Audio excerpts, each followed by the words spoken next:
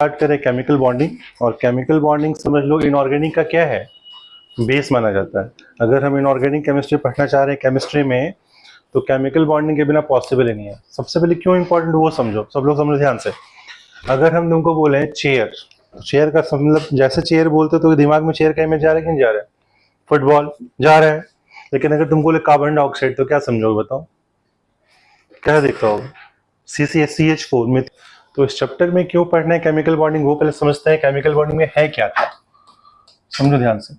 Chemical bonding जो रहेगा उसमें क्या है, हमारे थ्योरीज काफी सारे इन्वॉल्व है। थ्योरी मतलब बॉन्डिंग। केमिकल बॉन्ड का मतलब क्या है पहले बताओ।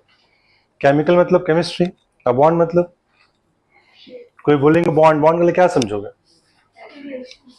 बॉन्ड इज समथिंग जो जुड़ा हो, है ना, जो जुड़ता है। केमिकल बॉन्ड, बॉन्ड मतलब क्या? स्ट्रेंथ। तो किसी भी एटम को जो फोर्स ऑफ अट्रैक्शन होता है, जिस कारण से एटम जुड़ता है, ध्यान रखना, एटम को जोड़ते हैं। अब जैसे पता है तुमको, कोई चिपकाएंगे तो ग्लू यूज करते हैं। तो जैसे H2O बना, CH4 बना, NaCl बना, तो उनके बीच कोई फोर्स तो होगा तभी तो जुड़ा हुआ है। तो जो फोर्स रिस्पॉन्सिबल है एटम्स को जोड़ने के लिए, है ना, जिससे क्या बनता है, मॉलिक्यूल मिलता है, उस फोर्स को क्या बोलते हैं हम लोग? Chemical bond. और केमिकल बॉन्ड बहुत तरह के, जो तुम देखोगे अभी बहुत तरह के बॉन्ड्स होते हैं। तो हम लोग ये फिलहाल पढ़ेंगे क्या, व्हाट इज केमिकल बॉन्ड। तो सबसे पहला टॉपिक क्या आएगा हमारा, टाइप्स ऑफ बॉन्ड्स। चलो वेरी गुड। उसके बाद हम लोग देखेंगे थ्योरीज की। देखो एक्चुअली में जो भी बॉन्ड बन रहा है, जो भी मॉलिक्यूल हमको मिल रहा है, उसके पीछे कुछ ना कुछ स्ट्रक्चर होगा, कुछ ना कुछ थ्योरी डिफाइंड होगा।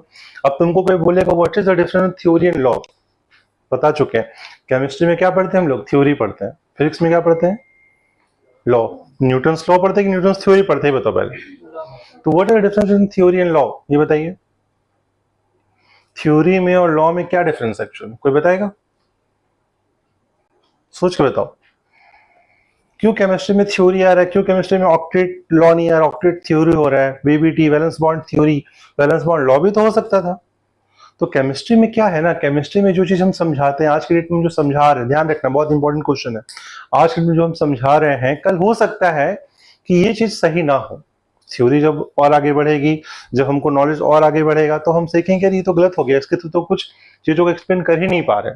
तो थ्योरी एक ऐसा चीज जो कि हम क्या बोलेंगे, जो हम समझाएं और अभी जो हम बता रहे उससे वो सही मान लिया जाता है। लेकिन कुछ चीजें जो होती है जो उसका एक्सेप्शन आ जाती है, जिसमें वो देखा जाता है कि ये वैलिड हो ही नहीं रहा, ठीक है, तो उसको क्या बोलते हैं? थ्योरी।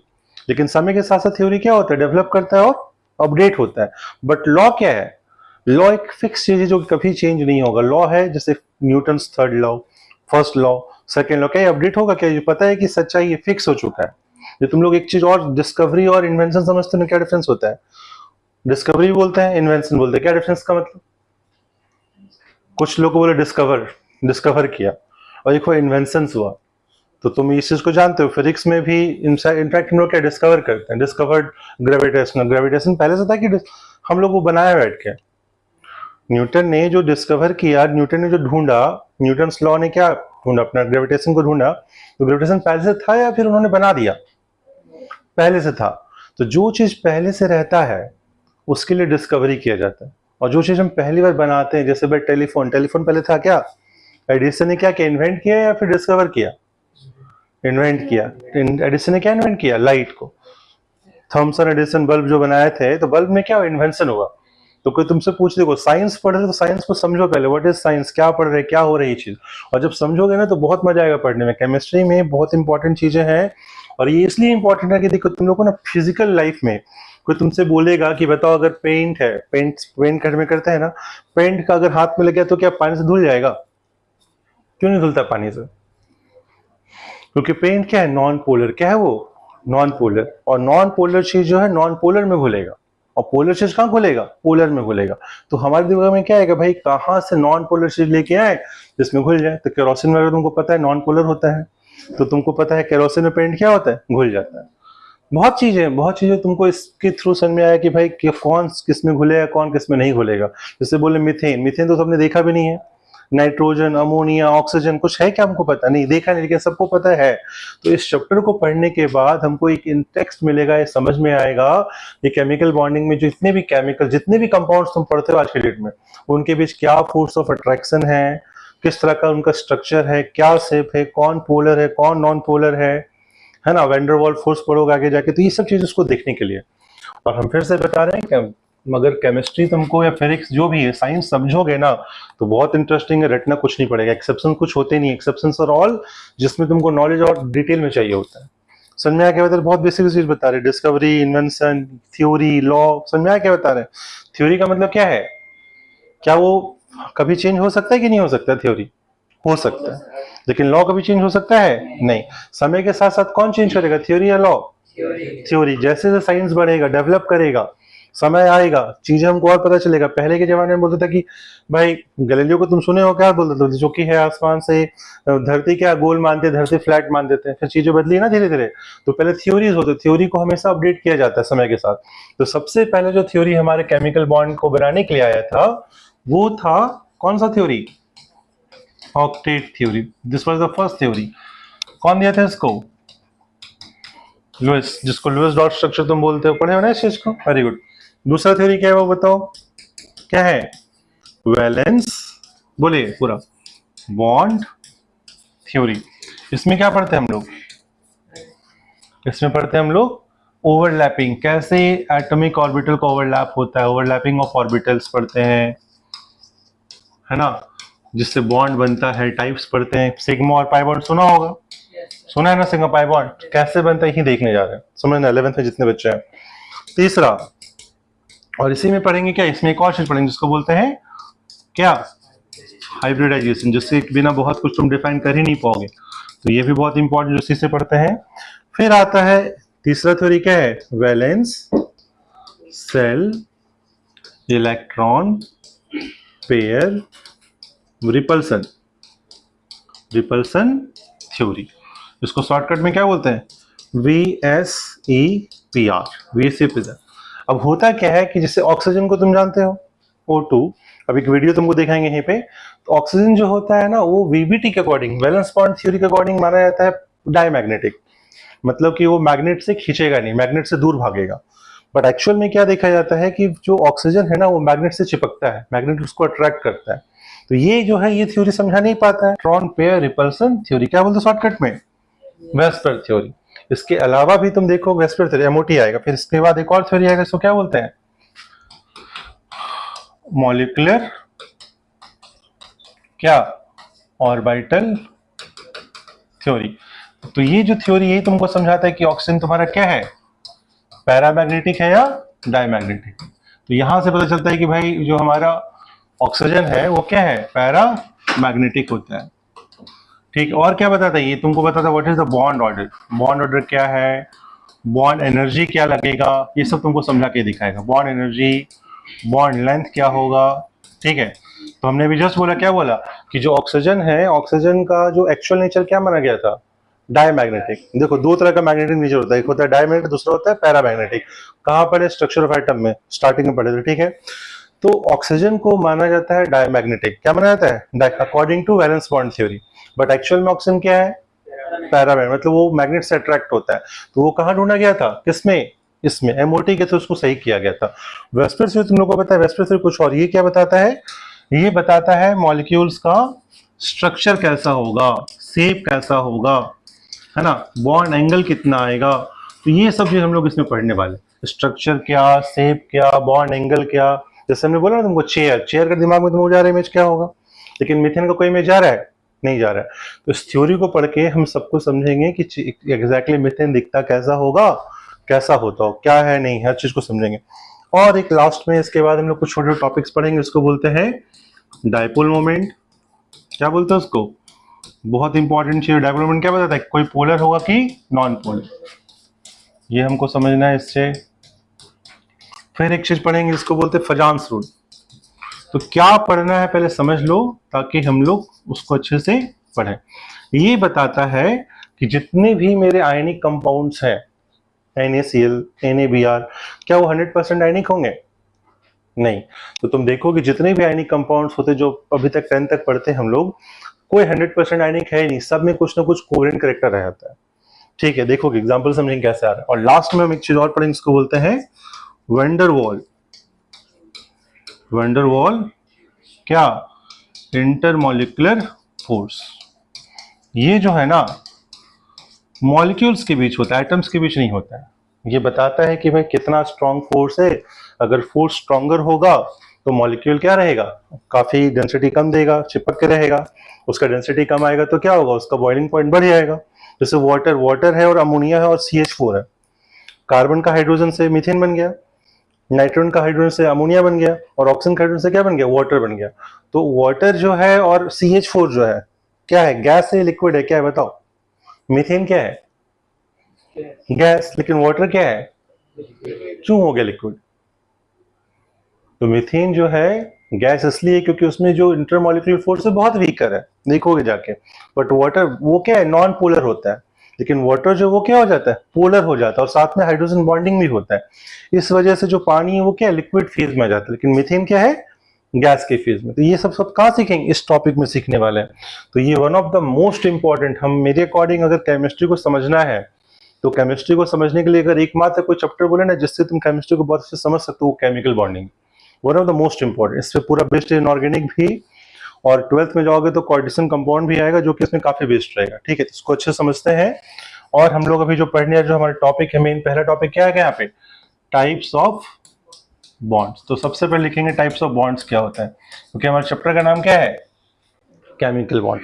और केमिकल बॉन्ड को डिफाइन कैसे करेंगे, the force existing between any two atoms to form molecule, है ना। तो देखो सबसे टाइप्स ऑफ बॉन्ड्स में क्या क्या, देखो सबसे पहला बॉन्ड कौन सा बॉन्ड कहलाता है,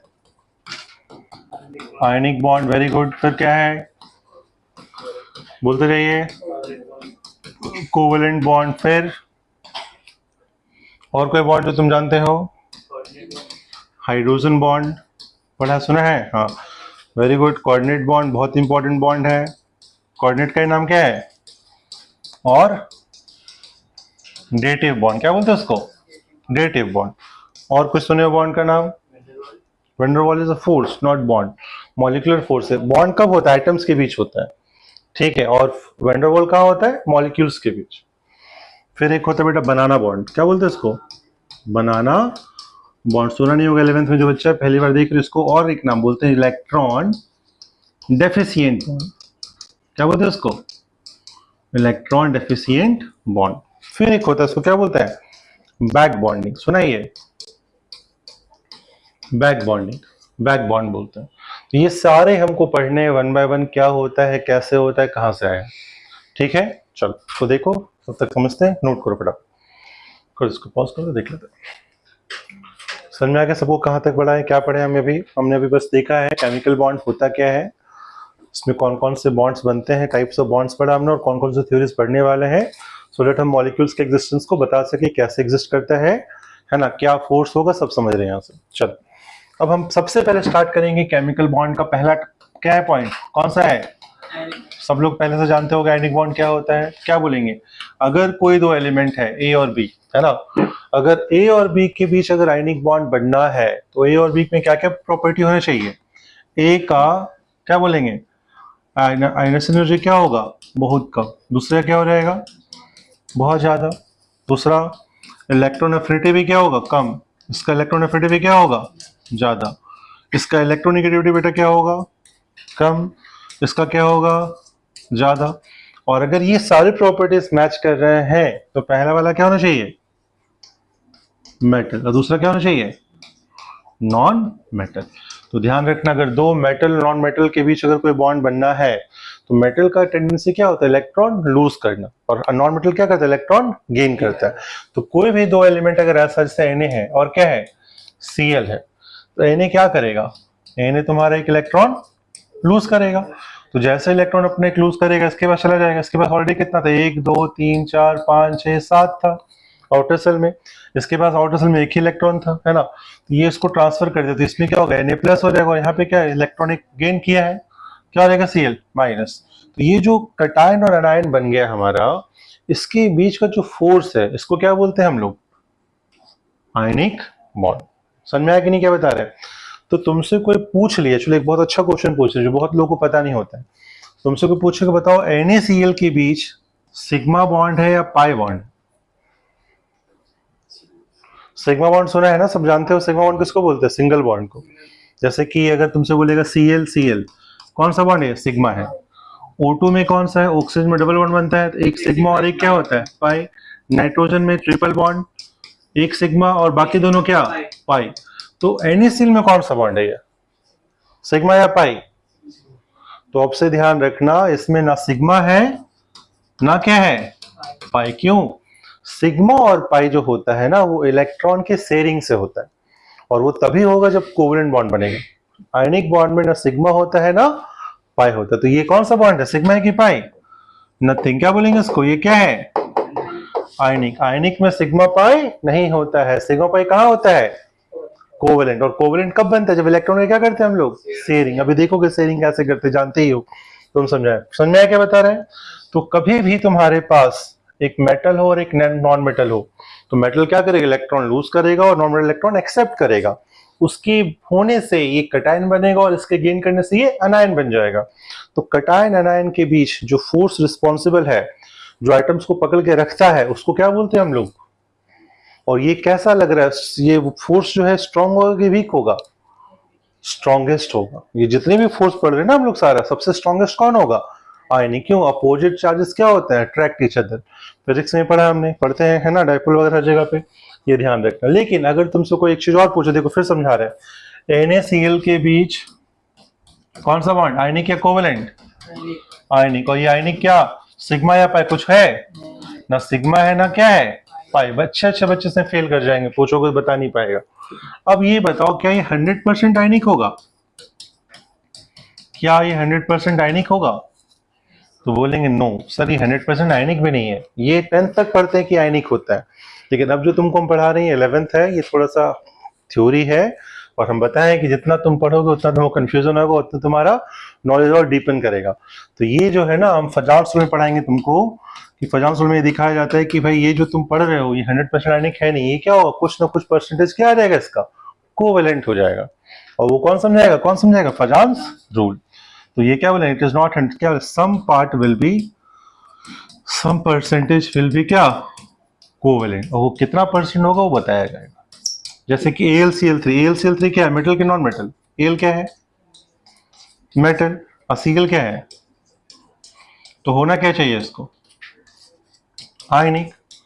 बट इसका जो कोवेलेंट है ना बाबू, वो कोवेलेंट 50% से ज्यादा हो जाता है। सोच रहे हो ये क्या होगा, 50% से कम। तो ये ओवरऑल क्या बोलोगे, कोवेलेंट या आयनिक? सोच रहे हो क्या बोल रहे हैं, AlCl3 एल्यूमिनियम मेटल था, क्लोरीन क्या था, नॉन मेटल। लेकिन इतना ज्यादा कुछ हो गया इसमें, देखोगे क्या, जिसको हम बोलेंगे बाद में, भी हम नहीं बता रहे हैं, जिस वजह से ये क्या हो रहा है, प्रीडोमिनेटली क्या बोलेंगे, दिस इज प्रीडोमिनेंटली। तो इसका मतलब क्या हो रहा है, ओवरऑल क्या हो गया, ये कोवेलेंट हो जाता है। क्या होता है ये, कोवेलेंट हो जाता है। और वैसे ही ऐसा नहीं कि आयनिक में कोवेलेंट में भी आयनिक आएगा। जो सेकेंड फैक्टर है वही पढ़ने जा रहे हैं। लिखो कोवेलेंट क्या होता है। तो कोवेलेंट कब बोलते हैं, कब बनता है कोवेलेंट बॉन्ड, जब हमारे ए और बी दो एलिमेंट है, इसके प्रॉपर्टी क्या सेम, आयनेशन एनर्जी ज्यादा, इसका भी क्या ज्यादा। जिन लोगों ने क्लास छोड़ा है, फिर से बता रहे हैं, इसके पहले पीरियोडिक क्लासिफिकेशन का पूरा शूट किया हुआ है, वीडियो देखो, सब समझ में आ जाएगा। ठीक है, भेज देंगे लिंक फिर से। इलेक्ट्रॉन एफिनिटी भी क्या होगा इसका, ज्यादा, इसका भी क्या। ये होता क्या है सब समझाया, what is ionisation enthalpy, what is electron affinity, इसलिए करते ताकि कभी क्लास मिस हो तुम लोग देख सकते हो। इलेक्ट्रोनेगेटिविटी भी क्या रहेगा दोनों का, बहुत ज्यादा। तो ये तीनों क्राइटेरिया कौन फुलफिल करेगा, मेटल की नॉन मेटल, कौन फुलफिल करेगा, नॉन मेटल। मतलब कि कोई इलेक्ट्रॉन देना चाहता ही नहीं, सब इलेक्ट्रॉन छीनना चाहता है। अब दोनों छीनना चाहते तो क्या करेगा भाई, शेयर कर लो। तो क्या बोलेंगे, जैसे मान लो अगर फ्लोरीन तुमको पता है पूरे टेबल में टोटल कितने एलिमेंट है हमारे पास, कहा जी बताओ कितना है, 118। सबसे इलेक्ट्रोनेगेटिव कौन है, फ्लोरीन ही है। तो क्या चाहेगा, छीनना चाहेगा कि दे देगा, सबसे छीनेगा तो सबसे पावरफुल यही होता है। तो छीनेगा तो है नहीं, अब बनाना है बॉन्ड, इसको क्या करेगा। तो 7 इलेक्ट्रॉन है दोनों में, 1 2 3 4 5 6 7, 1 2 3 4 5 6 7, क्या करेगा इन दोनों को, शेयरिंग कर देगा। अब शेयरिंग किया है तो शेयरिंग से जो बॉन्ड है क्या बोलेंगे उसको, क्या बोलते हैं उसको, कोवेलेंट क्या है नहीं, कोवेलेंट बॉन्ड कहलाता है। तो दिस इज कोवेलेंट बॉन्ड। बात समझ आया कैसे बता रहे हैं। तो दो नॉन मेटल के बीच कौन सा बॉन्ड बनना है, और मेटल नॉन मेटल के बीच, और मेटल के बीच, मेटल मेटल के बीच होता है मेटालिक बॉन्ड, मतलब आयंस होते दोनों एक साथ रहते हैं, तो वो अलग चीज हो गया, ठीक है। लेकिन ये दोनों को पढ़ना, ठीक है। अब क्या पढ़ा रहे वो समझो कि जो हमारा कोवलेंट बॉन्ड बनता है क्या वो 100% कोवलेंट है, ये देख रहे हैं। तो चलो एग्जांपल देखो, एक चीज और दिखा रहे हैं, एक बार लेते हैं HCl, H है, Cl है, H में कितना, एक ही इलेक्ट्रॉन, Cl में कितना, 1 2 3 4 5 6 7, ये इलेक्ट्रॉन क्या शेयर किया कि ट्रांसफर किया। तो हाइड्रोक्लोरिक एसिड क्या कोवलेंट है कि आयनिक है, बहुत लोगों को लगता है आयनिक, ध्यान रखना। HCl क्या होता है, कोवलेंट। और वहीं एक F2 देख रहे हैं, Cl2 देख लो, 1 2 3 4 5 6 7, 1 2 3 4 5 6 7 शेयरिंग किया है अभी। तो ये दोनों में तुम देखोगे तो दोनों में इलेक्ट्रोनेगेटिविटी डिफरेंस है कि नहीं है, दोनों अलग अलग आइटम है। तो इलेक्ट्रोनेगेटिव ज्यादा कौन है, क्लोरीन क्या हाइड्रोजन, इसका न्यूक्लियस पावरफुल, इलेक्ट्रॉन छीनेगा, इस पे क्या है थोड़ा माइनस चार्ज, इस पे क्या है थोड़ा सा प्लस चार्ज। तो इसमें क्या दिख रहा है, थोड़ा बहुत चार्ज सेपरेशन आ गया, क्योंकि ये इलेक्ट्रोनेगेटिव है, इलेक्ट्रॉन छीन लेता है, छीनेगा तो क्या आएगा, माइनस चार्ज आएगा, इसमें क्या आएगा, प्लस आएगा। तो जहां माइनस आएगा प्लस आएगा, क्या बोलेंगे, क्या 100% कोवलेंट रहा, अब रहा क्या, नहीं, क्या बोलेंगे, some percentage will be ionic. और कितना परसेंट आयनिक होगा ये हम पढ़ाएंगे कहां पे, डाइपोल मोमेंट, ये अलग टॉपिक है, वो अलग टॉपिक था। कोवलेंट में आयनिक पढ़ते हैं डाइपोल मोमेंट में, और आयनिक में कोवलेंट कहां पढ़ते हैं, फजान स्टूडेंट, समझ में आ रहा है, टेंशन नहीं, सब समझ में आएगा। बट यहां देखो, क्या यहाँ डिफरेंस कुछ है, कोई डिफरेंस है यहाँ पे, कोई डिफरेंस, दोनों बराबर है, ना कुछ छीनेगा ना कुछ अपने कुछ नहीं करेगा। तो ये कैसा होगा, क्या 100% कोवलेंट होगा कि नहीं होगा, yes, this will be 100% covalent. तो क्या सीखे बताओ फटाफट, अगर कोवलेंट बॉन्ड दो डिफरेंट आइटम्स के बीच बन रहा है, कैसा आइटम है दोनों डिफरेंट, तो क्या होगा 100% कोवलेंट, तो कुछ परसेंट क्या होगा, आयनिक होगा। और कितना परसेंट आयनिक को कहां से निकालेंगे, डाइपोल मोमेंट से। लेकिन अगर कोवलेंट बॉन्ड कहां है, सेम आइटम, तब क्या 100% कोवलेंट होगा, आयन करेक्टर नहीं आएगा। आई बात समझ में, कैसे बता रहे हैं, प्रॉपर समझ में आ रहा है। कोवलेंट कैसे बनता है, शेयरिंग ऑफ इलेक्ट्रॉन से, दिख रहा है। और आयनिक कैसे बनता है, क्या हो रहा है यहाँ पे, क्या बोलते हैं इसको, ट्रांसफर ऑफ इलेक्ट्रॉन, लिख भी रखे बता भी रखे, this is called transfer of electron. चलिए नोट कीजिए उसको, फटाफट स्टार्ट करते हैं, प्ले करो। तो क्या देखे हम लोग अभी तक, अगर मेटल नॉन मेटल के बीच है तो कौन सा बॉन्ड बनेगा, मेटल नॉन मेटल के बीच आयनिक, मेटल मेटल के बीच कौन सा है, मेटालिक, और दो नॉन मेटल के बीच कौन सा है, कोवलेंट। तो तीनों समझ में आ गए अपने को। अब जो हम तीसरा बॉन्ड देखें, इसका नाम क्या है अपना, कोऑर्डिनेट बॉन्ड। तो ये कोऑर्डिनेट का मतलब क्या होता है जी, व्हाट इज कोऑर्डिनेट, कोऑर्डिनेट सुने हो डे टू डे लाइफ में, सुनो व्हाट इज कोऑर्डिनेशन, सुने हो कोऑर्डिनेट कर लो, कोई बोलते हैं कोई काम करते हो अपने आप में कोऑर्डिनेट कर लो। कोऑर्डिनेट मतलब क्या होता है, आपस में मिलजुल के काम चला लो, ठीक है। तो ये कब बनेगा, तो ये एक स्पेशल बॉन्ड है, ये तब बनता है जब तुम्हारा क्या बोलेंगे, नॉर्मल शेयरिंग से, ध्यान रखना, अगर नॉर्मल शेयरिंग से ऑक्टेट पूरा नहीं हो रहा हो, इज नॉट एबल टू क्या, कंप्लीट ऑक्टेट। अगर ऑक्टेट मेरा नॉर्मल शेयरिंग से पूरा नहीं हो रहा है, तब हम सोचेंगे किसके बारे में, कोऑर्डिनेट के बारे में। जैसे कि फॉर एग्जांपल, मान लो कोई मेटल है तुम्हारा ए है और क्या मान लो बी है, दोनों बॉन्ड बना रहा है, बॉन्ड बन रहा हो, लेकिन अगर ए का ऑक्टेट इनकम्प्लीट है और बी के पास क्या है, लोन पेयर रखा हुआ है, क्या रखा हुआ है, लोन पेयर। लोन पेयर किसको समझ में आता है ना, लोन पेयर बोलते हैं जो 2 इलेक्ट्रॉन बच जाता है ना। तो क्या करेगा, ये लोन पे डोनेट कर देता है, किसको, बगल वाले आइटम को, सो दैट उसका ऑक्टेट, दोनों का ऑक्टेट क्या हो जाए, पूरा हो जाए। ऑक्टेट तो समझते हो, ऑक्टेट क्या होता है, हर आइटम क्या चाहता है, ऑक्टेट पूरा करना चाहता है, सो दैट वो नोबल गैस कॉन्फिगरेशन अटेंड कर लेगा और उससे क्या होगा, वो स्टेबल हो जाएगा। तो यहाँ पे ये कंडीशन क्या होना चाहिए, एक आइटम का जो है क्या होना चाहिए, इनकम्प्लीट ऑक्टेट, इनकम्प्लीट ऑक्टेट, और दूसरे के पास क्या होना चाहिए, लोन पेयर ऑफ इलेक्ट्रॉन। तो वो अपने इलेक्ट्रॉन को शेयर करता है, डोनेट करता है, क्या करता है, डोनेट करेगा और दोनों मिल बांट के शेयर कर लेगा। समझ लो कैसे, कैसे मान लो कि तुम दोनों 2 स्टूडेंट हो, नोट्स बना रहे हो, ठीक है। अब नोट्स बनाने के लिए ब्लू पेन है और मान लो कोई रेड पेन को यूज करना चाहता है इंपॉर्टेंट पॉइंट्स लिखने के लिए, तो रेड पेन एक के पास है, केवल रेड पेन है ही नहीं, तो क्या रेड पेन को बीच में रख देगा, ये भी नोट्स बनाएगा वो भी नोट्स बनाएगा, दोनों मिल बांट के काम चला रहे हैं। तो है पेन किसका, किसी एक बंदे का, लेकिन यूज कौन कर रहा है, दोनों कर रहा है। तो इसको क्या बोलेंगे हम लोग, कोऑर्डिनेट, कोऑर्डिनेशन से काम चल गया। तो यहाँ पे भी लोन पे किसका है, ये 2 इलेक्ट्रॉन किसका है, ए का कि बी का, लेकिन बना कौन रहा है, दोनों शेयर कर रहा है।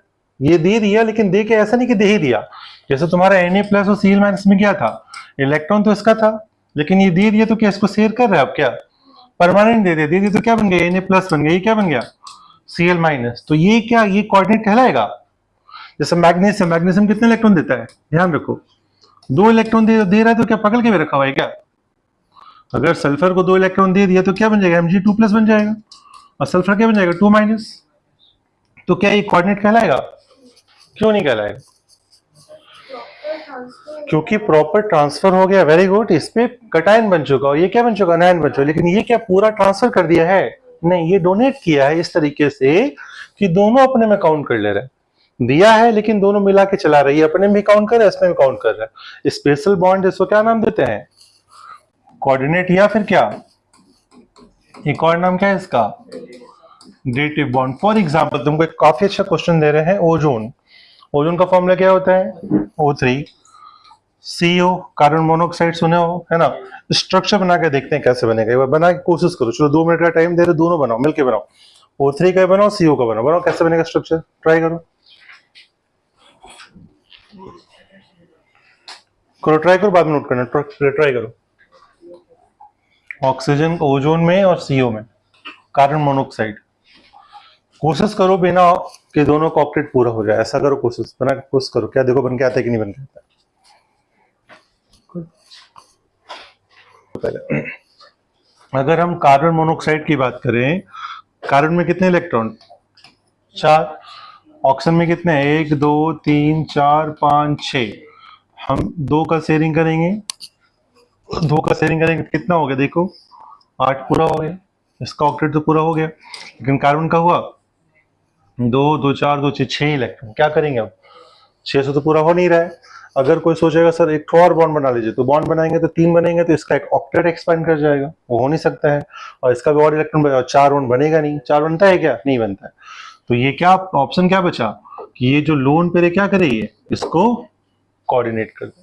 तो जब कोऑर्डिनेट करेगा तो इसको कैसे बना देंगे, सिर्फ शॉर्ट फॉर्म लिखेंगे ऐसा, double bond, this is coordinate bond. और सबसे बड़ी बात क्या है, एक बार ये बॉन्ड बन गया ना, तो हमको पता नहीं चलेगा कोऑर्डिनेट था या कोवेलेंट था, इसको ट्रिपल बॉन्ड दिखा देता है। तो ट्रिपल बॉन्ड में क्या तीनों सिंपल ट्रिपल बॉन्ड है या कि कुछ स्पेशल है इसमें, स्पेशल क्या है, एक क्या है उसमें कोऑर्डिनेट, समझ में आया ना। Once coordinate bond is form, we can not, इसको डिफरेंशिएट नहीं कर सकते कि क्या था, ये सिंपल होता है, कोवेलेंट बन जाता है। सिमिलरली ओजोन का बना के देखो कैसे बनेगा ओजोन, ऑक्सीजन है, ऑक्सीजन है, ऑक्सीजन है, 3 ऑक्सीजन है, कितने इलेक्ट्रॉन, 5 6, 1 2 3 4 5 6, है ना, 2 बना दिया, देखो इसका ऑक्टेट पूरा हो गया, है ना। कोई सोचेगा सर 2 यहां से बना लीजिए, मान लो 2 बोलेगा सर यहां से बना लीजिए, क्या दिक्कत होगा, जैसे 2 बनाओगे क्या हो जाएगा इसका 10 इलेक्ट्रॉन, देखो हो रहा है 10 की नहीं, काउंट को 4 4 8 9 10, 10 हो सकता है, नहीं 10 नहीं हो सकता, तो क्या ये बनेगा नहीं, तो क्या करेंगे हम, गलती कहाँ कर रहे हैं, ये कर रहे हैं। तो क्या करोगे भाई, सही करने के लिए, ऑक्सीजन के पास इलेक्ट्रॉन तो है, इसके पास भी 6 इलेक्ट्रॉन है, और इसका भी ऑक्टेट पूरा करने, तो क्या करो, एक कर दो क्या, कोऑर्डिनेट। तो इसका ओवरऑल स्ट्रक्चर कैसा बना, ऑक्सीजन रहेगा, इधर डबल बॉन्ड, इधर क्या सिंगल बॉन्ड। अब सुनो, यहीं से आया रेजोनेंस, रेजोनेंस सुने हो, रेजोनेंस तुम लोग नहीं सुना होगा। रेजोनेंस एक फिनोमेना होता है जो क्या होता है, स्टेबिलिटी के लिए आ जाता है। तो कभी अब तुम देखो यहाँ पे, यहाँ डबल है, यहाँ सिंगल है, एक्चुअल में क्या हो सकता है, एक्चुअल में तो कुछ ऐसा होगा कि कभी डबल है तो कभी ये सिंगल, ये डबल, ऐसा तो फिक्स है नहीं कि यही सिंगल रहेगा, ये डबल ये सिंगल, कोई भी हो सकता है। तो इन दोनों का जो सबसे अच्छा स्ट्रक्चर बनता है, जो हाइब्रिड बोलते हैं, तो क्या आता है ऐसा, एक सिंगल यहाँ, एक सिंगल यहाँ, दोनों सिंगल है, और डबल डबल, कभी डबल यहाँ कभी डबल यहाँ हो रहा है ना, तो क्या करेंगे, डबल बॉन्ड को डिलोकलाइज कर देंगे, ऐसा बोलेंगे भाई दोनों जगह है, कहाँ है ये, दोनों जगह है। तो ये होता है क्या, रेजोनेंस, क्या हाइब्रिड, क्या बोलते हैं इसको, हाइब्रिड। समझा कैसे बनेगा, तो कोई तुमसे बोलेगा कि ऑक्सीजन का जो बॉन्ड है ओजोन में, क्या अलग अलग है कि सेम है, क्या बोलोगे, सेम है अलग अलग है, सेम। डबल सिंगल होता है, लेकिन एक्चुअल में क्या बन जाता है, रेजोनेंस करके ऐसा बन जाता है। दोनों को तोड़िएगा तो बॉन्ड एनर्जी क्या आएगा, सेम आएगा, कैसा आएगा, same. This phenomena is called क्या, क्या बोलते हैं इसको, रेजोनेंस। क्या बोलते हैं इसको, रेजोनेंस। जैसे कि एग्जांपल बेंजीन, बेंजीन का फॉर्मूला क्या होता है, कैसा बनता है बेंजीन? ऐसा होता है, एक डबल बॉन्ड, एक डबल बॉन्ड, एक डबल बॉन्ड। अब ये पाई बॉन्ड को हम इधर ले जाएं तो ये इधर आएगा, ये इधर आएगा, क्या बन जाएगा? क्या बनाओ? ये इधर गया, यहाँ आ गया, ये यहाँ आ गया, ये यहाँ आ गया। तो देखो पहले इधर था, अब इधर आ गया। तो इसको अगर 1 बोले, इसको 2 बोले, इसको 3 बोले, बोलेंगे C1 C2 स्ट्रॉन्ग है कि C2 C3 स्ट्रॉन्ग है? कौन स्ट्रॉन्गर है? Double bond strong. 2 लकड़ी स्ट्रॉन्ग हो, 1 लकड़ी वीक होगा। तो ये स्ट्रॉन्ग है कि ये स्ट्रॉन्ग है? यहाँ डबल, तो ये स्ट्रॉन्ग होना चाहिए, लग रहा है ना। लेकिन क्या ये डबल है यहाँ पे? अब देखो यहाँ पे ये अलग हो गया, अब ये सिंगल, ये डबल हो गया। तो इन दोनों में सही कौन है? ना ये सही, नहीं तो सही कौन है? फिर सब जगह घूमते रहेगा। समझ में आ रहा है ना? तो जो 3 बॉन्ड है, क्या है, पूरा जो है डिलोकलाइज हो जाएगा। क्या बोलते हैं इसको? Resonance hybrid structure. इसको क्या बोलते हैं अपन? क्या बोलते हैं? रेजोनेंस। शॉर्ट फॉर्म में इसको ऐसे बना के दिखाते हैं, फिनॉल को ऐसे कर लिया, ऐसे गोला लगा दिया। गोला का मतलब क्या है? ये जो है डिलोकलाइज हो गया। समझ में आ रहा है ना? This is called benzene. तो बेंजीन में भी क्या होता है? रेजोनेंस होता है। कैसे होता है ध्यान रखें। समझ में आ रहा है क्या बता रहे हैं? नोट करो, समझते हैं, सुनो ध्यान से। तो अगर कोई तुमसे पूछेगा कि बताओ कौन कौन से मॉलिक्यूल्स में कोऑर्डिनेट बॉन्ड बनता है, तो लिख लो एग्जांपल्स ऑफ मॉलिक्यूल्स। लिख लो फटाफट, विद कोऑर्डिनेट बॉन्ड लिख लो साथ ही साथ। कोऑर्डिनेट बॉन्ड के एग्जांपल्स कौन कौन है भाई? तो पहले तुमको बता दी ओजोन, CO, ठीक है, और भी है H3O प्लस, है ना, NH4 प्लस, H2SO4, SO3। ध्यान रखना कैसे बनता है H2SO4। देखो H3O प्लस कैसे बनेगा? ऑक्सीजन में कितने इलेक्ट्रॉन? 1 2 3 4 5 6। एक हाइड्रोजन यहाँ लिया। एक हाइड्रोजन में क्या प्लस चार्ज है ना, तो प्लस है तो क्या करेगा? एक लोन पेयर को डोनेट कर देंगे। समझ में आया क्या गया ये? H3O plus. ठीक है, वैसे ही NH4 प्लस। NH4 प्लस में क्या, 1 है, 2 है, 3 है और एक लोन पेयर है। एक हाइड्रोजन यहाँ लिया, एक यहाँ लिया, एक यहाँ लिया। H प्लस मतलब क्या, एक भी इलेक्ट्रॉन नहीं है ना, उसको अपना डुप्लेट पूरा करना है, क्या करेगा? कोऑर्डिनेट। ये क्या बन गया? NH4 plus. H2SO4 कैसा होता है? सल्फर है, double bond, oxygen single bond H, oxygen single bond H। Oxygen के पास कितने इलेक्ट्रॉन? 6 इलेक्ट्रॉन। यहाँ भी कितने इलेक्ट्रॉन ऑक्सीजन? 1 2 3 4 5 6। 2 इलेक्ट्रॉन चाहिए इसको, क्या करेगा? डोनेट कर लेगा। क्या बन गया ये? H2SO4। समझ में कैसे बना रहे हैं? तो देखो अगर कोई यहाँ पे डबल बॉन्ड बनाता है, 2 शेयर करता है, शेयरिंग से ही बन जाएगा। लेकिन सल्फर का ऑक्टेट क्या होगा? एक्सपेंड कर जाएगा। बट सल्फर अपना ऑक्टेट एक्सपेंड कर सकता है क्योंकि वो d ऑर्बिटल खाली है उसका। बट फिर भी अगर बिना ऑक्टेट एक्सपेंड के मेरा काम अगर हो जा रहा है तो हम ऑक्टेट एक्सपेंड फालतू में नहीं करेंगे। कितने इलेक्ट्रॉन काउंट करो? 2 2 4 2 6 2 8। ये बन गया क्या तुम्हारा? H2SO4। तो ये ऐसे तुम्हारे कुछ एग्जाम्पल जो तुमको याद रखना है कैसे होते हैं, क्या होते हैं। SO3 कैसे बनेगा? 1 2 3 4 5 6। कितने इलेक्ट्रॉन? 1 2 3 4 5 6। एक दे दो इसको। समझ में आ रहा है? वैसे क्या करो, उसको भी दे दो, किसको? ऑक्सीजन को। बन जाएगा यहाँ। और एक एग्जाम्पल ले लो, क्या? HNO3। नाइट्रिक एसिड में भी कौन सा बॉन्ड बनता है? कोऑर्डिनेट बॉन्ड बनता है। बना के देख लो, उसको नोट कर लो क्या क्या एग्जाम्पल्स हैं। कास्ट बना लो, कर लो नोट, डू इट फर्स्ट। अब हम पढ़ेंगे हाइड्रोजन बॉन्ड। हाइड्रोजन बॉन्ड एक बहुत ही इंपॉर्टेंट बॉन्ड होता है और समझ लो कि ऐसा बॉन्ड है, अगर ये नहीं होता ना तो शायद हमारा ह्यूमन लाइफ ही पॉसिबल क्योंकि डीएनए का स्ट्रक्चर देखो कैसा होता है, स्पाइरल टाइप, घुमा घुमा होता है हेलिकल। उसमें कौन सा बॉन्ड है? वो जो हेलिकल से parallel, that is because of hydrogen bond. Protein में भी तुम्हारा हाइड्रोजन बॉन्ड होता है। तो अगर डीएनए नहीं होता तो हम ही नहीं होते, है ना, हम लोग ही नहीं होते। तो हाइड्रोजन बॉन्ड एक काफी इंपॉर्टेंट बॉन्ड है जिस कारण से प्रोटीन्स बनते हैं, डीएनए बनता है, बहुत कुछ बनता है। और ये कब पॉसिबल है? देखो ध्यान रखो, इसके लिए कंडीशन क्या है बाबू? अगर हाइड्रोजन मेरा मोस्ट इलेक्ट्रोनेगेटिव एलिमेंट, पूरे टेबल में सबसे इलेक्ट्रोनेगेटिव कौन है? फ्लोरीन, उसके बाद ये 3 element, first second and third. अगर इन तीनों से डायरेक्टली जुड़ा हुआ है हाइड्रोजन तो ये इलेक्ट्रोनेगेटिव का मतलब क्या होता है? इलेक्ट्रॉन छीनता है। और जब इलेक्ट्रॉन छीनेगा तो ये क्या है? डेल्टा माइनस, यहाँ क्या है? Delta plus.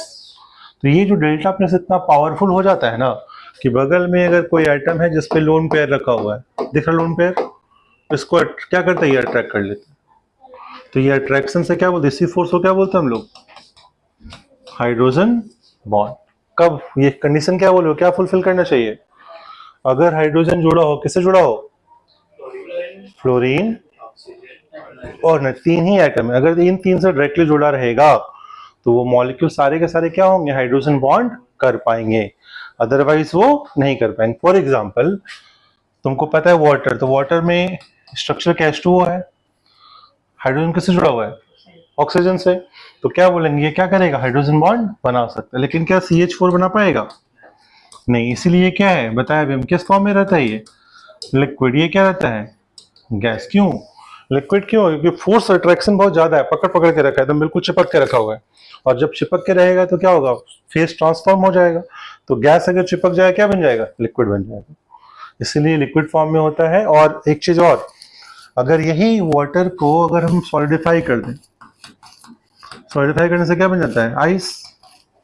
आइस में क्या होता है, और ज्यादा एक्सटेंसिव हाइड्रोजन बॉन्ड होता है, जिस कारण से उसका शेप कैसा होता है, हेक्सागोनल शेप बनता है, केस फॉर्म बन जाता है, और जब केस फॉर्म बनता है उसमें कुछ ना कुछ वॉइड्स बच जाते हैं, बीच में ना स्पेस जम जाता है।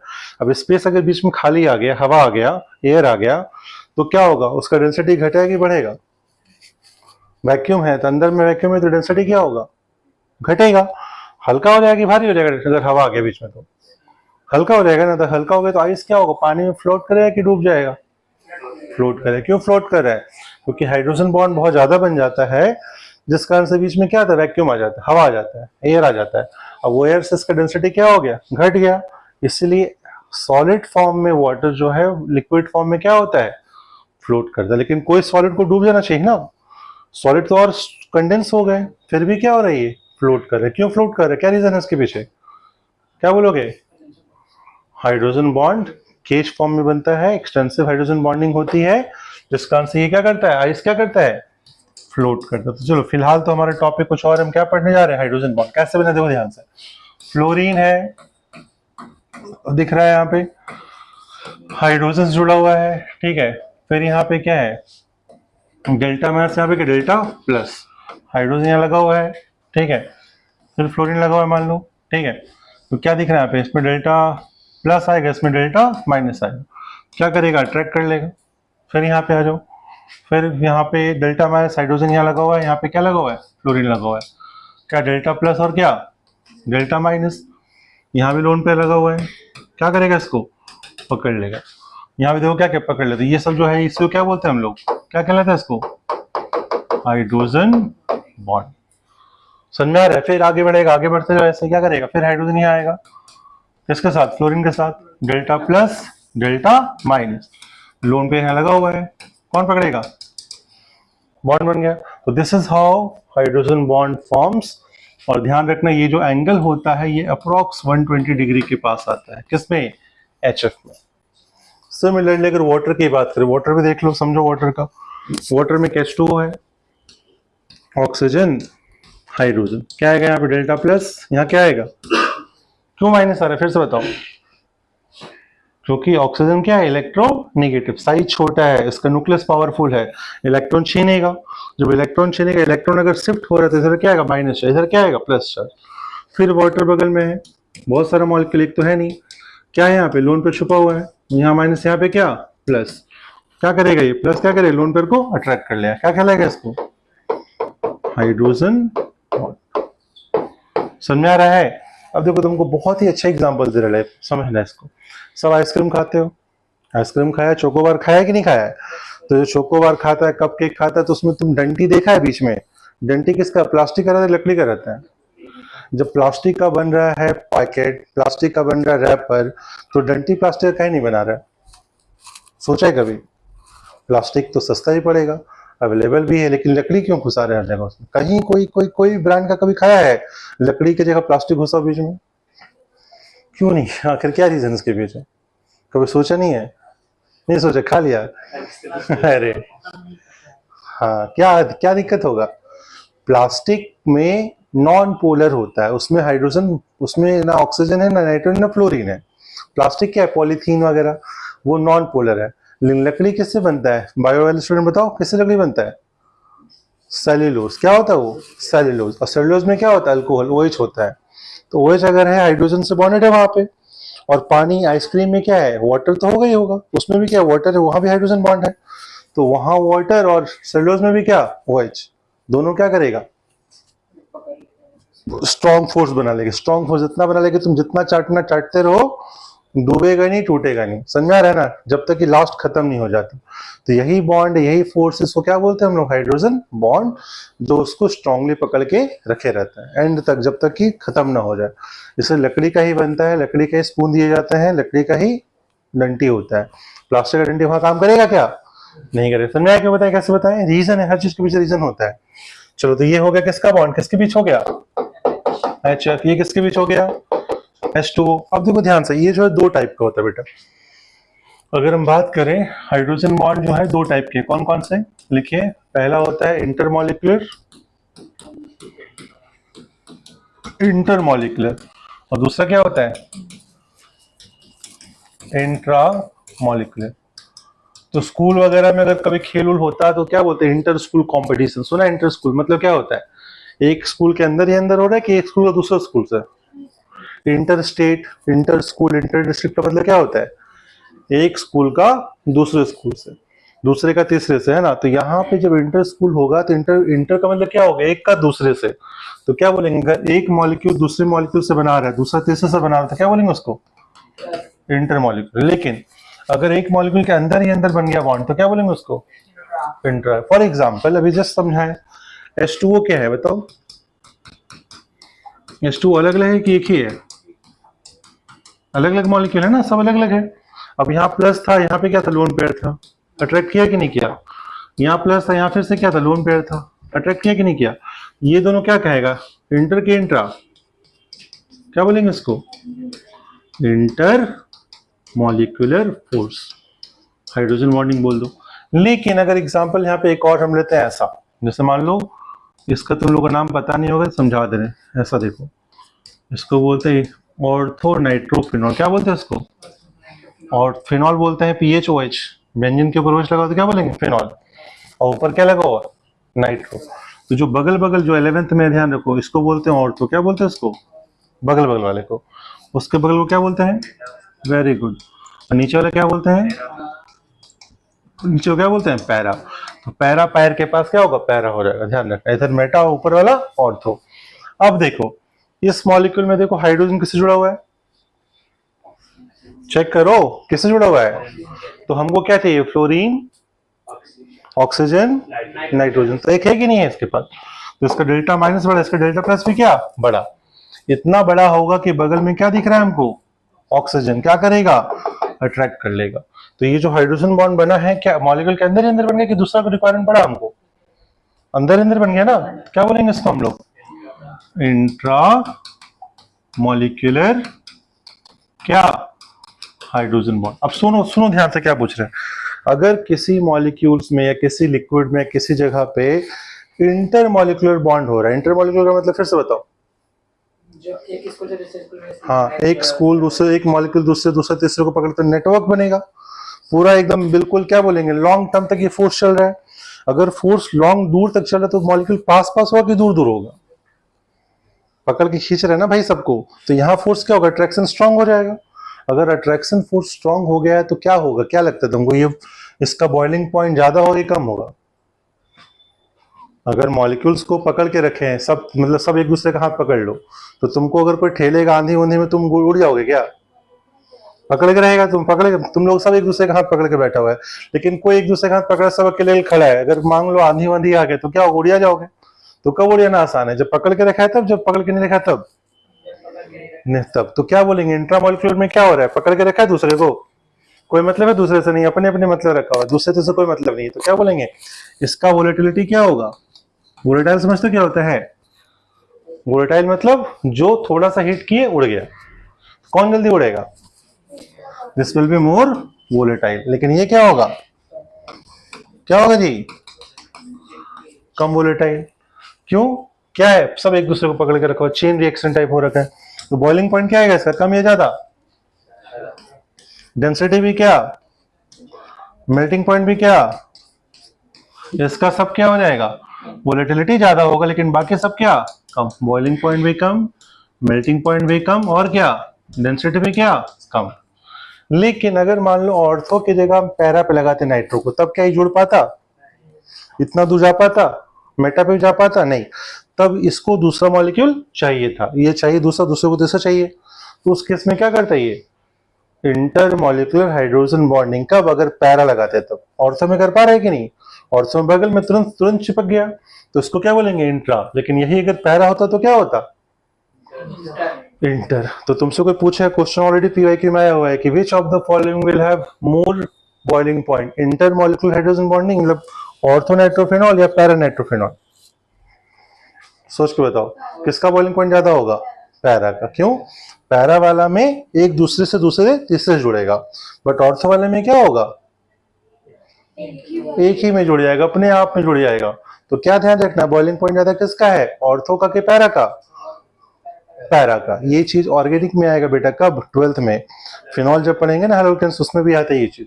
तो ऑर्थो मतलब बगल में, कोई मतलब नहीं उसको दूसरे से, लेकिन पैरा वाले में मतलब रखना पड़ेगा, अगला दूसरा तीसरा सबसे चिपका हो रहेगा। मेटा वाला भी क्या होगा, चिपक पाएगा यहाँ से, वो भी नहीं। तो तुमसे क्वेश्चन पूछता है ऑर्थो में और पैरा, मेटा का क्वेश्चन नहीं आता। समझ में कैसे बता रहे हैं।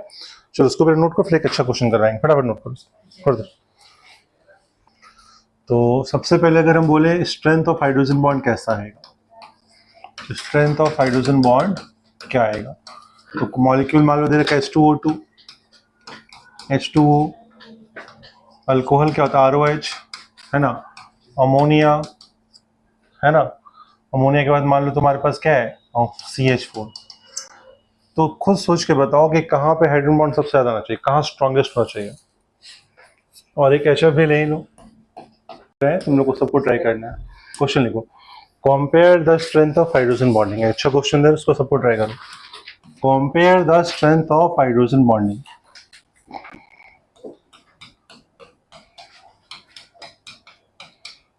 ए option, B option, C option,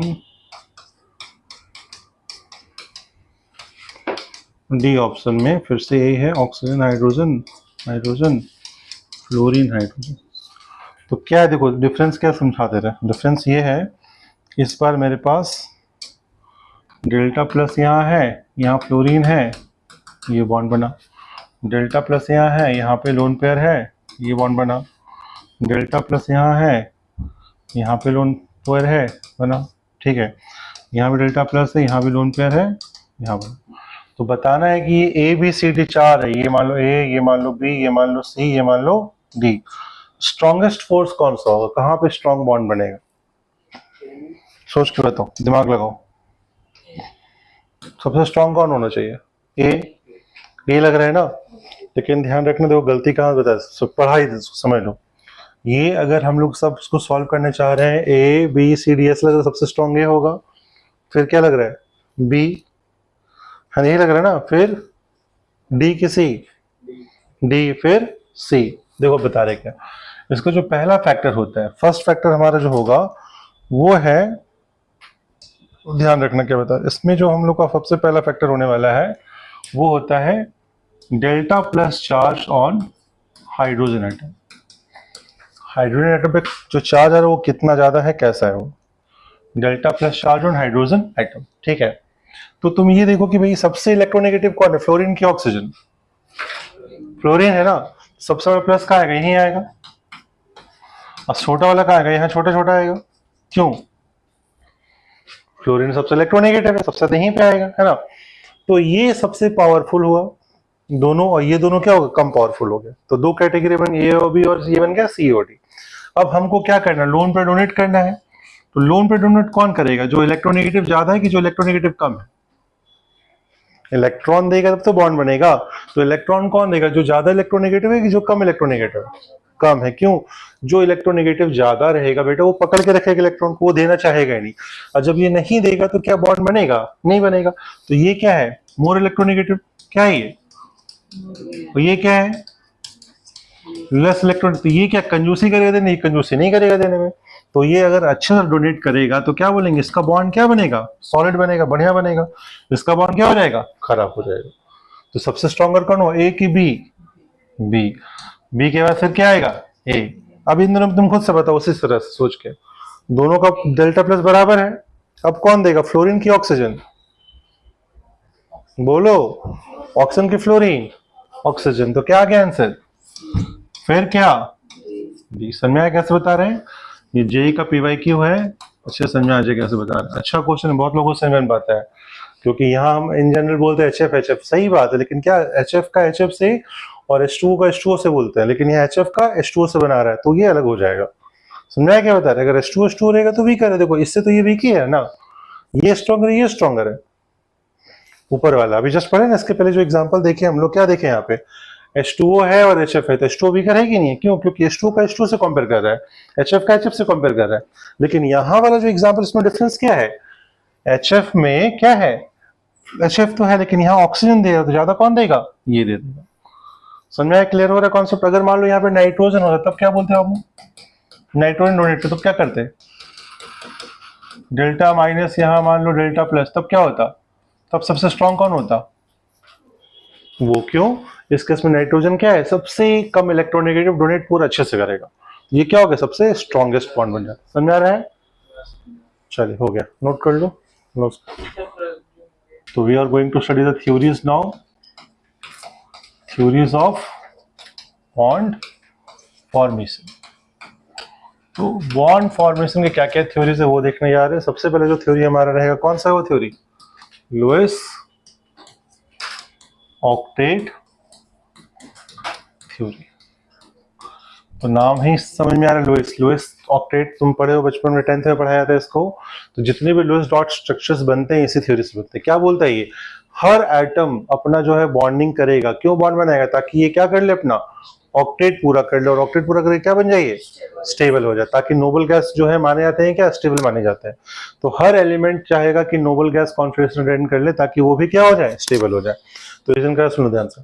तो देखो हम लोग जो सबसे पहला थ्योरी पढ़े, क्या नाम है उसका, लुईस ऑक्टेट थ्योरी। ये क्या कहता है, ये कहता है कि भाई हर एटम जो है दूसरे एटम से जुड़ेगा, क्यों, ताकि क्या कर सके वो, अपना ड्यूप्लेट या ऑक्टेट पूरा कर सके, सो दैट वो जैसे नोबल गैस बनेगा, नोबल गैस क्या देखा जाता है, स्टेबल होते हैं। तो अगर वो स्टेबल है तो हर एटम अगर अपना ऑक्टेट पूरा कर लेगा तो वो भी क्या बन जाएगा, स्टेबल बन जाएगा। और सब कुछ स्टेबिलिटी गेन करने के लिए होता है। जैसे मान लो अगर ये पेन है, तो पेन नीचे क्यों गिरता है, ऊपर क्या नहीं आता, यहीं कहीं रहता है, क्योंकि जब ये नीचे गिरेगा तो इसका एनर्जी क्या घटेगा। अभी इतना mgh है ना, नीचे रहे कितना, 0 हो जाएगा, 0 के क्या हो जाएगा, स्टेबल। एनर्जी ज्यादा है तो क्या, अनस्टेबल। तो यूनिवर्स में हर चीज क्या चाहता है, स्टेबिलिटी गेन करना चाहता है। स्टेबिलिटी गेन करने में सब अपने आप होता है, इसलिए O2 मिलता है, हवा में O नहीं मिलता, क्या मिलता है, O2 मिलता है। क्यों, ताकि O2 के फॉर्म में उसका स्टेबिलिटी पूरा हो रहा है। तो वही बताएं, O2 जब बनेगा तो क्या करेगा, इलेक्ट्रॉन अपना शेयरिंग करेगा, दोनों का ऑक्टेट पूरा होगा, नियॉन की जैसा बन जाएगा। हाइड्रोजन क्लोराइड में ऑक्टेट तो नहीं हो सकता, क्योंकि इसमें एक ही इलेक्ट्रॉन था, एक इलेक्ट्रॉन शेयर किया, क्या बन गया, ड्यूप्लेट। तो हीलियम, हाइड्रोजन और लिथियम वगैरह क्या अपने ड्यूप्लेट पूरा करेंगे। लेकिन जो बड़े आइटम से वो क्या करेंगे, neon, argon, krypton, xenon, radon और अनोक्टियम जैसा अपना ऑक्टेट पूरा करना चाहते हैं। तो एक सिंपल सा लाइन से अगर हम बोले what is Lewis octet theory, तो क्या बोलोगे, हर आइटम दूसरे आइटम से जुड़ता है, मॉलिक्यूल बनता है, सो दैट वो क्या कर सके, अपना ऑक्टेट या डुप्लेट पूरा कर सके, nearest noble gas configuration attain कर सके, ताकि वो क्या हो जाए, स्टेबल। बट इसकी काफी सारी खामियां, जिसको क्या बोलते हैं, ड्रॉबैक्स बोलते हैं। तो ड्रॉबैक्स क्या क्या बाबू, पहला ड्रॉबैक क्या है, इनकम्प्लीट ऑक्टेट, मतलब कि ऐसे काफी मॉलिक्यूल्स मेरे पास आज हैं जिनका ऑक्टेट पूरा नहीं है, फिर भी वो क्या है, स्टेबल है। जैसे पहला BeCl2, तुम देख सकते हो टोटल कितना, 2 इलेक्ट्रॉन था, शेयरिंग के कितना, 4 ही रहा। BF3, बोरोन के पास 3 इलेक्ट्रॉन है, 1 2 3, 3 ही शेयरिंग किया, कितना आ गया, 6 आ गया। अल्युमिनियम में कितना, 1 2 3, 3 से कितना आ गया, वापस से 6 आ गया। तो ये भी क्या है, इसका ड्रॉबैक है, 6 होके ऑक्टेट तो पूरा नहीं हो रहा है, फिर भी स्टेबल है कि नहीं, AlCl3 बहुत मिलता है, BF3 बहुत मिलता है। दूसरा क्या ड्रॉबैक है, ऑड इलेक्ट्रॉन स्पेस, मतलब कि अगर ऐसे मॉलिक्यूल्स हमारे पास आसपास हैं जिनके पास odd number electron, odd number मतलब अकेला इलेक्ट्रॉन है, और ऑड नंबर कभी इवन हो सकता है क्या, नहीं, ऑक्टेट पूरा हो सकता है, octet is an even number. और ये क्या है, ऑड है, तो ऑड स्पीसीज होने के बावजूद भी ये क्या है, एग्जिस्ट करते हैं यूनिवर्स में, हमारे एटमॉस्फेयर में है, और ये क्या है, स्टेबल है। तो ये भी क्या बता रहा है कि भाई इसके बावजूद भी ऑड इलेक्ट्रॉन है, यहाँ भी ऑड इलेक्ट्रॉन है, फिर भी ये क्या है, स्टेबल है, एग्जिस्ट कर रहा है। मतलब ये लुईस थ्योरी को नहीं मान रहा है, ठीक है। तीसरा जो है हम लोग जो पढ़ने आ रहे हैं वो क्या है, expansion of octet. Octet expansion कैसे हो रहा है भाई, उसके अकॉर्डिंग बोला सबका 8 होना चाहिए, अब क्या देखा रहा 8 से ज्यादा तो एक्सपेंशन ऑफ ऑक्टेट में क्या देखते हैं हम लोग कि भाई जिसके पास ऐसे काफी मॉलिक्यूल्स हैं जिनका क्या होता है 8 से ज्यादा इलेक्ट्रॉन होता है, और 8 से ज्यादा इलेक्ट्रॉन होना क्या मतलब सही है ऑक्टेट थ्योरी के अकॉर्डिंग, नहीं है, वो तो बोल 8 होना चाहिए। लेकिन PCl5 SF6 ऐसे कितने सारे मॉलिक्यूल्स है जिनके क्या हो रहा है ऑक्टेट एक्सपेंड कर जाते हैं, मतलब कि उसके पास 8 से इलेक्ट्रॉन देख लो ज्यादा हो रहा है, 5 मतलब शेयरिंग किया टोटल कितना आ गया 10 इलेक्ट्रॉन।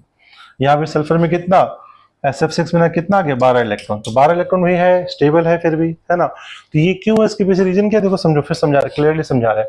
तो जितने भी सेकेंड पीरियड एलिमेंट है, कौन सा है सेकेंड में, कौन है second period, lithium, beryllium, boron, carbon, nitrogen, oxygen, chlorine, है ना, ये सब अपना ऑक्टेट एक्सपेंड नहीं कर सकते, they can not expand their octet. लेकिन जैसे थर्ड पीरियड में आ गए, कौन थर्ड पीरियड बताओ, सोडियम मैग्नीशियम तो तुम्हारा मेटल है, इधर आ जाओ, क्या aluminium, silicon, phosphorus, sulphur, chlorine वगैरह, ये सबका क्या होता है, तुम अगर किसी का एग्जांपल जैसे फास्फोरस लो, फास्फोरस का एटॉमिक नंबर कितना है, जेड कितना है फास्फोरस का, कितना है भाई 15 है ना, 15 में क्या है जेड 1s2 2s2 2p6 10 हो गया, नियॉन बन गया ये वाला। फिर क्या आएगा 3s2 15 है तो 3p3 आ गया, तो 3s2 3p है, लेकिन 3 में तो d भी होता है और d पूरा का पूरा क्या है खाली है।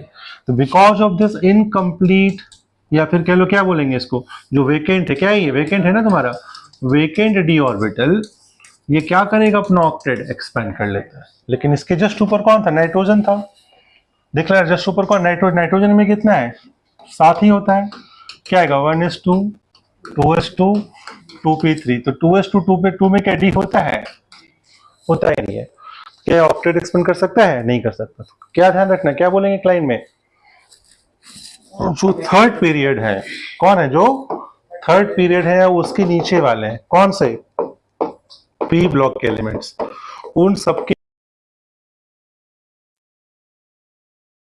कहां पे 6th एंड 7th पीरियड में, तो उनका F भी एम्प्टी रहेगा, F ऑर्बिटल भी एम्प्टी रहेगा।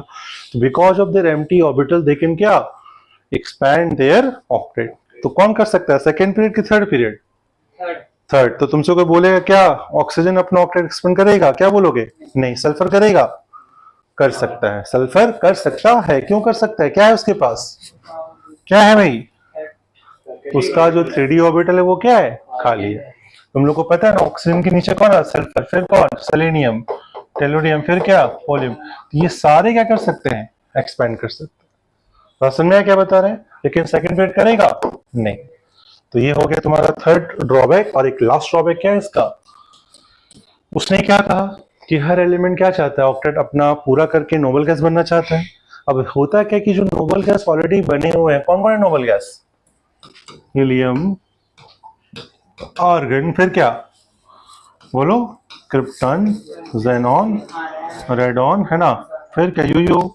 तो रेडॉन तो तुम्हारा रेडियोएक्टिव होता है, ये तो होता ही नहीं है ना, बना दिया इसको, मिला है हीलियम, नियॉन, लेकिन क्या आर्गन, क्रिप्टॉन और ज़ेनॉन, क्रिप्टॉन, ज़ेनॉन, इनका भी ऑक्टेट, सबका ऑक्टेट तो कंप्लीट है ना, फिर भी क्या दिख रहा है, ज़ेनॉन का कंपाउंड दिखता है बहुत सारा, XeO2, XeO2F2, XeF4, XeF2, है ना, XeF6, ऐसे काफी सारे हमारे पास मॉलिक्यूल्स आज के डेट में एग्जिस्ट कर रहे हैं जो कि मिलते हैं। और सिर्फ इसका नहीं, क्रिप्टॉन का भी मिलता है, KrF6 भी मिलता है, KrF2 भी मिलता है। तो ये ज़ेनॉन और कौन क्रिप्टॉन, दो ही मॉलिक्यूल है जो क्या करता है, दो ही आइटम है जो मॉलिक्यूल बनाता है। अब ऑलरेडी अगर इनका ऑक्टेट या डुप्लेट कंप्लीट है तो क्या इसको बनाना चाहिए क्या, अकॉर्डिंग टू लुईस अगर ऑलरेडी खुश है, ऑलरेडी इसका पूरा है, तो उसको तो मॉलिक्यूल बनाना नहीं चाहिए था, लेकिन फिर भी मिल रहा है कि नहीं मिल रहा, ज़ेनॉन का, क्रिप्टॉन का ही मिल रहा है। तो ये इसका क्या एक्सेप्शन हो गया। बट एक्चुअल में देखा जाए तो एक्सेप्शन कुछ होता नहीं, तुमको समझना पड़ेगा भाई क्या, देखो सर इसके भी रीजन क्या वो समझो। सबसे इलेक्ट्रोनेगेटिव कौन है, पावरफुल कौन है, फ्लोरीन और ऑक्सीजन। और जैसे तुम नीचे हो तो साइज क्या होता है, बढ़ता है घटता है, बढ़ता है। इसमें एक सेल, इसमें कितना 2 सेल, इसमें कितना 3 सेल, जैसे नीचे होगे क्या होगा साइज बढ़ेगा।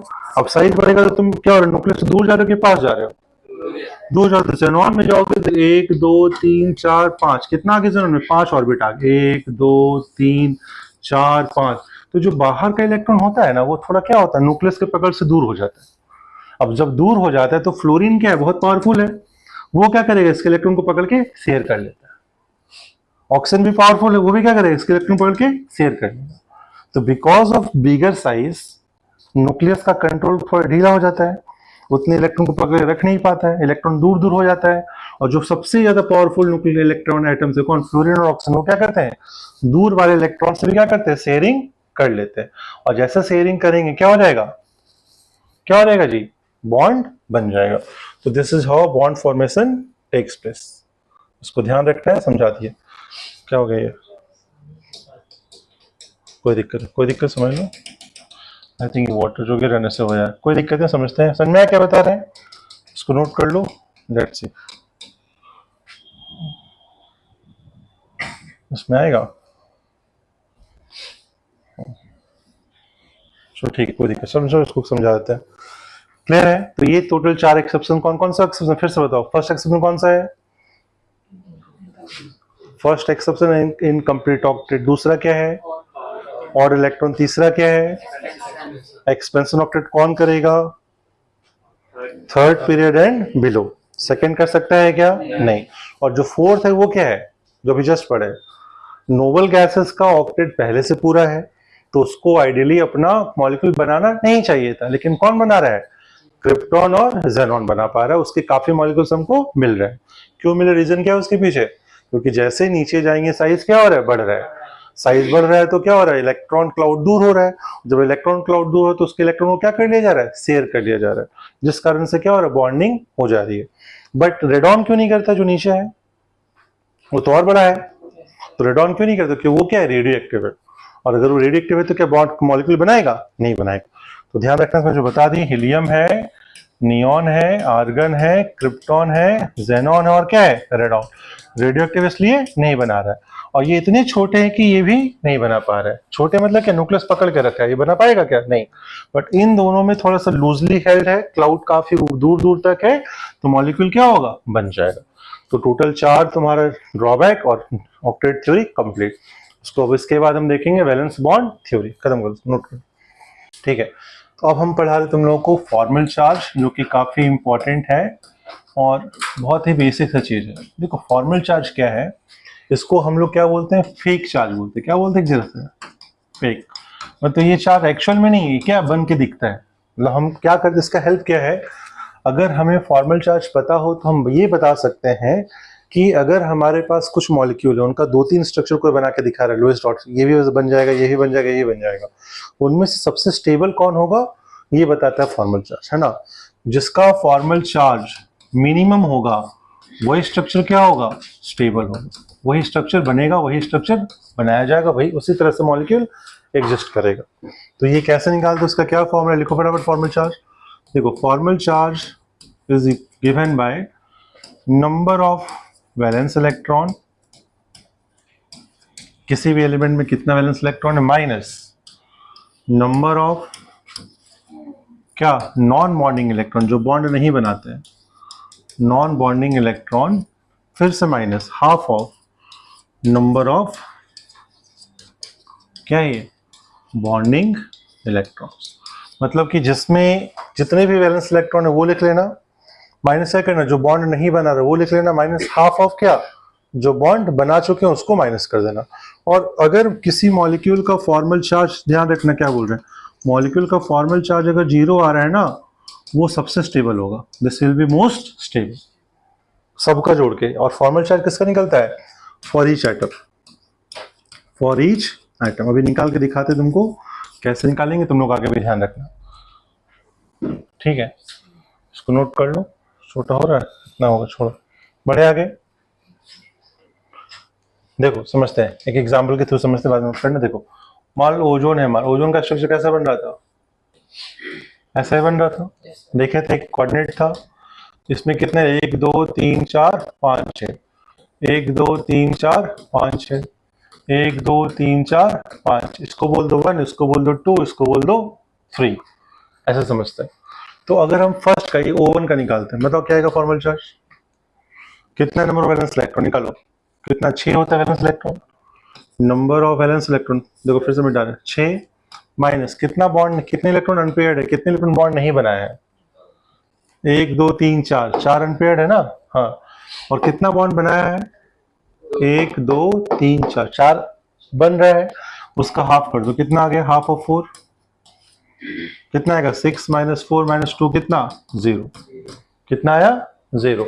चलो O2 का ट्राई करते, O2 का बनाओ, कितना है इलेक्ट्रॉन टोटल मिला के, वैलेंस इलेक्ट्रॉन 6 माइनस कितना इलेक्ट्रॉन बॉन्ड नहीं बना रहा, काउंट करो, कितना 2, 2 देखो बनाया नहीं बॉन्ड, और कितना बनाया है 1 2 3 4 5 6, कितना 6, हाफ करो 6 का, कितना आ गया वो 6 माइनस 2 माइनस 3, कितना 1, कितना आया 1।